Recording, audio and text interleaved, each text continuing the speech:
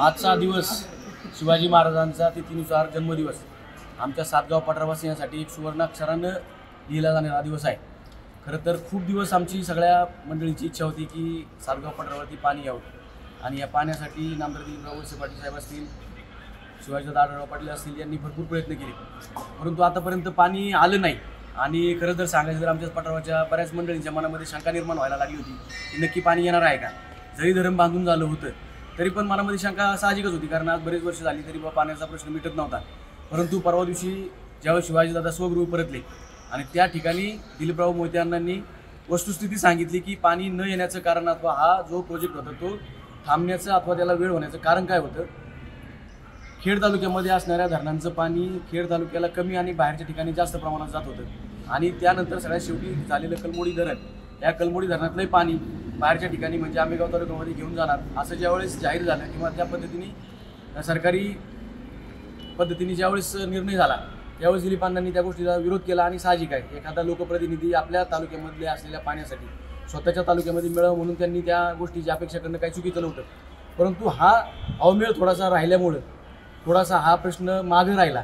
परंतु परवा दिवशी दिलीप अण्णांनी स्पष्ट सांगितलं की माझ्या तालुक्यामधलं पाणी पहिल्यांदा मला मिळावं आणि सातगाव पठारालाही मिळावं, परंतु पहिल्यांदा सातगाव पठारावर येऊन राहिलेल्या वापगाव वरडे या ठिकाणी पण पाणी जाणार आहे असं त्यांनी ज्यावेळेस जाहीर अजित पवारांनी सांगितलं, अजितदादांनी की बुवा ह्या योजनेमध्ये पुढची गावे पण समाविष्ट केलेली आहेत।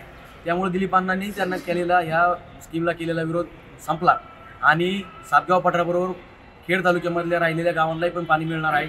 त्यामुळे त्यांनी तो विरोध संपवला आणि हा प्रश्न मार्गी लागणार असं त्यांनी तिथं सांगितलं। अजितदादांनाही सांगितलं की ह्या प्रश्नासाठी लागणारा निधी उपलब्ध करून देण्यात आलेला आहे।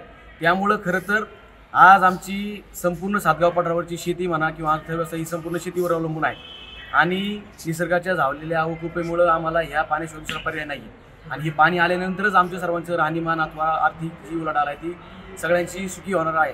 त्यामुळं ह्या तिन्ही नेत्यांचं, शिवाजीदादांचंही असो, दिलीपराव वळसे पाटील साहेबांचं असो आणि प्राधान्याने दिलीप अण्णा मोहिते पाटलांचे पण आम्ही सर्वांच्या वतीनं आभार मानतो आणि आता हा प्रश्न लवकरच मार्गी लागणार आहे याची आमच्या मनामध्ये कुठल्या प्रकारची शंका राहिलेली नाही। म्हणून आम्ही सर्वजण इथं जमा झालो ते ह्या नेते मंडळींचं की आमच्या आयुष्यातला एक सुवर्णक्षण ह्या पूर्णत्वास जाणार आहे, म्हणून या मंडळीचे आभार मानण्यासाठी आम्ही जमा झालो आणि ह्या तिन्ही नेत्यांचे आम्ही अतिशय एक दिलानं त्यांचे आम्ही अभिनंदन करतो आणि आभार मानतो।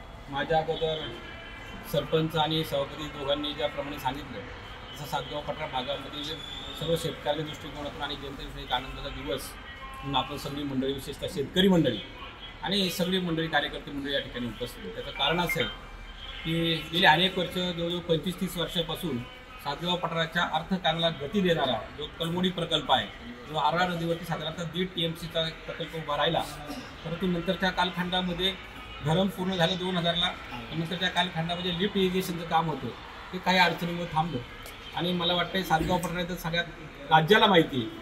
या बाबतीमध्ये खेड तालुक्याचे लोकप्रतिनिधी, लोकप्रिय आमदार दिलीप अण्णा मोहिते पाटील यांनी त्यांच्या तालुक्यातील शेतकऱ्याच्या दृष्टिकोनातून एक बाजू घेतली होती की माझ्या तालुक्यात धरण झालंय, माझ्या शेतकऱ्यांना पहिलं पाणी मिळालं पाहिजे, विस्थापित माझे शेतकरी झाले आणि त्यामुळं काहीसा काळ एक संघर्ष राहिला। परंतु 2 दिवसापूर्वी आपण सगळ्या मंडळींनी पाहिलं की आंबेगावमधील शिवाजीराव आढळराव पाटील यांच्या पक्षप्रवेशाच्या निमित्तानं जेव्हा जाहीर शेतकरी मेळावा झाला, त्या मेळाव्यामध्ये साधारणतः आमदार दिलीपरावजी वळसे पाटील साहेब असतील, राज्याचे उपमुख्यमंत्री अजितदादा पवार असतील, या सगळ्यांच्या साक्षीने दिलीप अण्णा मोहिते पाटलांनी सांगितलं की माझ्या तालुक्यात जरी धरण असेल तर त्याच्या पाणी वाटपावरती मात्र सर्वसामान्य जनतेचा आणि शेतकऱ्याचा हक्क असतो। या दृष्टिकोनातून सातगाव पठार भागाला पाणी मिळत असताना माझ्या तालुक्यातील मग वापगाव असेल, वरोडे असेल, गुराणी असेल, खालच्या टप्प्यातील तिन्हीवाडी असेल, भांबरोड असेल, या गावांना जर लिफ्ट इरिगेशनच्या माझ्याकडून पाणी जात असेल तर माझी काही हरकत नाही।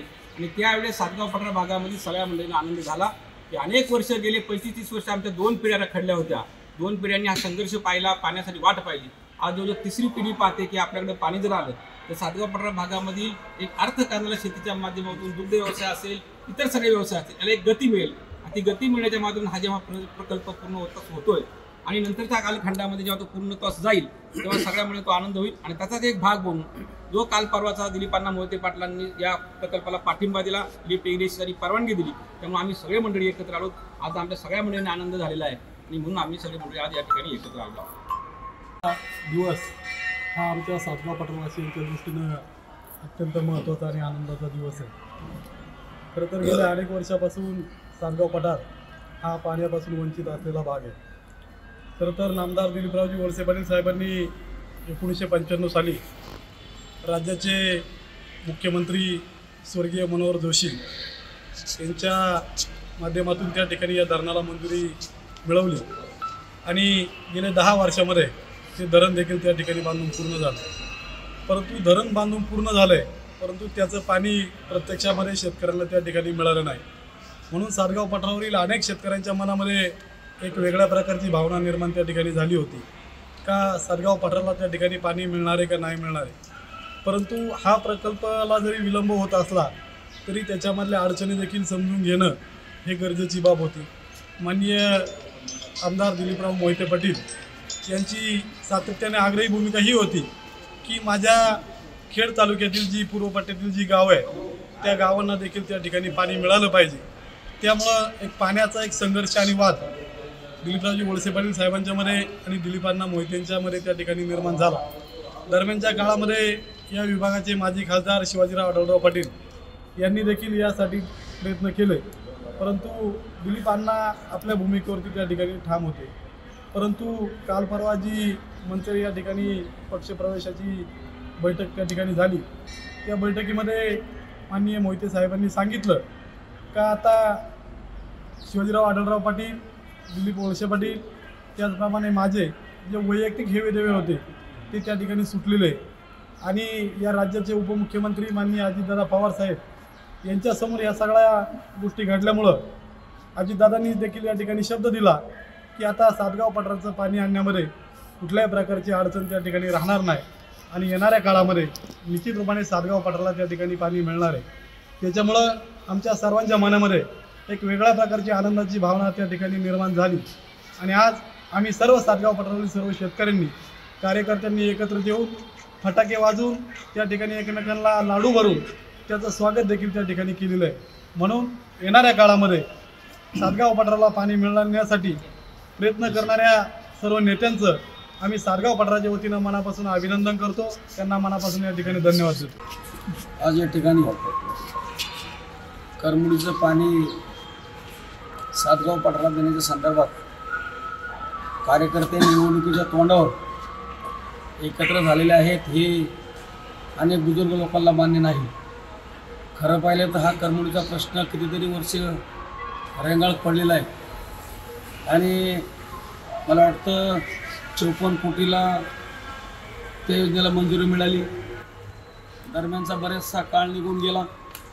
ते धरण झालेले ते आम्ही बऱ्याचशा लोकांनी स्वतःहून जाऊन ते करमुडीचं धरण बघितलेलं आहे. याच्यानंतरच्या काळामध्ये त्या उर्वरित कामासाठी सरकारकडून पैसे आले नाही म्हणून काम पेंडिंग राहिलं आणि खरं काम आतापर्यंत न झाल्याचं खरं कारण जे आहे ते सर्व शेतकरी किंवा मतदार किंवा कार्यकर्ते हे कारण नसून हे राजकीय नेत्यांच्या संघर्षामध्ये हे काम तसंच राहिलं. आता आढळराव पाटील, वळसे पाटील, अजितदादा, दिलीप मोहिते या चारही नेत्यांच्या संघर्षामध्ये करमुडीचं धरण झालं नाही. झालं परंतु पाणी आलं नाही, पाईपलाईन झाली नाही. दरम्यानच्या काळामध्ये शेतकऱ्याकडून वदवलं गेलं का आम्ही जमिनीतून पाईपलाईन होऊन देणार नाही, हे शेतकऱ्याच्या तोंडी घालण्यात आलं. मोहिते पाटील परवानगी येऊन देत नाही ही चर्चा जास्त झाली. म्हणजे राजकारण हे नेत्यांनी करवडीचं केलं, जनतेचं शेतकऱ्यांची काय चूक नसताना. आता आम्हाला आत्मविश्वास येतो एका गोष्टीचा का काल परवा जी मंचरला जाहीर सभा अजितदादांची उपमुख्यमंत्री झाली त्या ठिकाणी चारही नेते एका व्यासपीठावर होते. त्यामध्ये शिवाजी आढळराव, खेड तालुक्याचे आमदार दिलीप मोहिते पाटील जे काही गोष्टी सांगत होते, राज्याचे उपमुख्यमंत्री अजितदादा पाटील आणि तालुक्याचे वळसे पाटील आमदार ही चारही लोक एका व्यासपीठावर होती. त्यामुळं आमच्या लोकांना अंदाज आलाय आता करमुडीचं पाणी पठारावर आल्याशिवाय राहणार नाही.